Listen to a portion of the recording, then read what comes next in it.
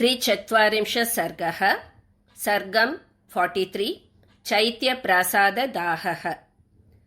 ततः स किङ्करान् हत्वा हनुमान् ध्यानमास्थितः। वनं भग्नं मया चैत्य प्रासादो न विनाशितः।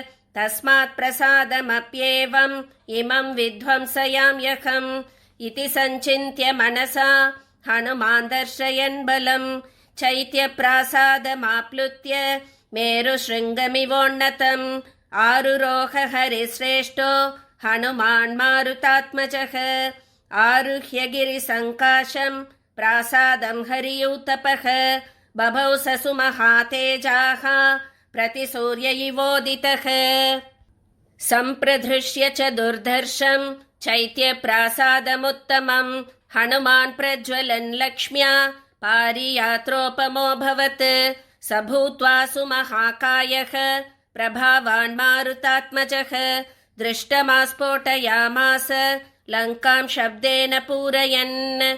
तस्या स्फोटितशब्देन महता श्रोत्रघातिना पेतुर्विहङ्गमास्तत्र चैत्यपालाश्च मोहिताः। अस्त्रविज्जयतां रामो लक्ष्मणश्च महाबलः। राजा जयति सुग्रीवो राघवेनाभिपालितः। दासोऽहं कौसलेन्द्रस्य रामस्याक्लिष्टकर्मणः। हनुमान् शत्रुसैन्यानां निहन्ता मारुतात्मजः। न रावणसहस्रं मे युद्धे प्रतिबलं भवेत्। शिलाभिस्तु प्रहरतः पादपैश्च सहस्रशः। अर्धयित्वा पुरीं लङ्काम् अभिवाद्य च मैथिलीं समृद्धातो गमिष्यामि मिषतां सर्वरक्षसाम्। एवमुक्त्वा विमानस्थः चैत्यस्थान् हरियूतपः। ननाद भीमनिर्ह्रादो रक्षसां जनयन् भयम्। तेन शब्देन महता चैत्यपाला शतं ययुः। गृहीत्वा विविधानस्त्रान् प्रासान् खड्गान् परश्वधान्। विसृजन्तो महाकाया मारुतिं पर्यवारयन्। ते गदाभिर्विचित्राभिः परिगैः काञ्चनागदैः। आजग्नोर्वानरश्रेष्ठं बाणैश्चादित्यसन्निभैः। आवर्त इव गङ्गायाः तोयस्य विपुलो महान्। परिक्षिप्य हरिश्रेष्ठं स बभौ रक्षसां गणः। ततो वातात्मजः क्रुद्धो भीमरूपं समास्थितः।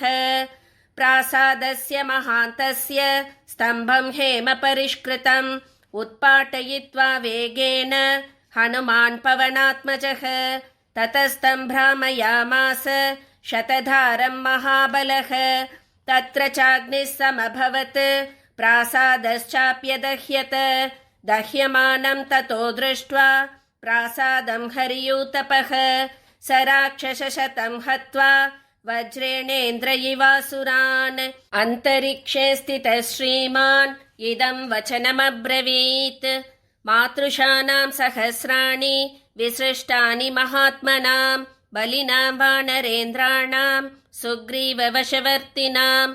अटन्ति वसुधां कृत्स्नां वयमन्ये च वानराः। दशनागबलाः केचित् केचित् दशगुणोत्तराः। केचिन्नागसहस्रस्य बभूवुस्तुल्यविक्रमाः।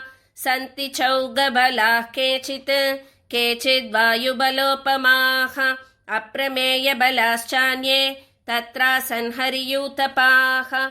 ईदृग्विधैस्तु हरिभिः वृतोदन्तनखायुधैः। शतैः शतसहस्रैश्च कोटिभिरयुतैरपि आगमिष्यति सुग्रीवः सर्वेषां वो निषूदनः। नेयमस्ति पुरी लङ्का न यूयं न च रावणः।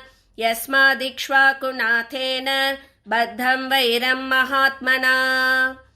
इत्यार्षे श्रीमद् रामायणे वाल्मीकीये आदिकाव्ये सुन्दरकाण्डे 43 सर्गः।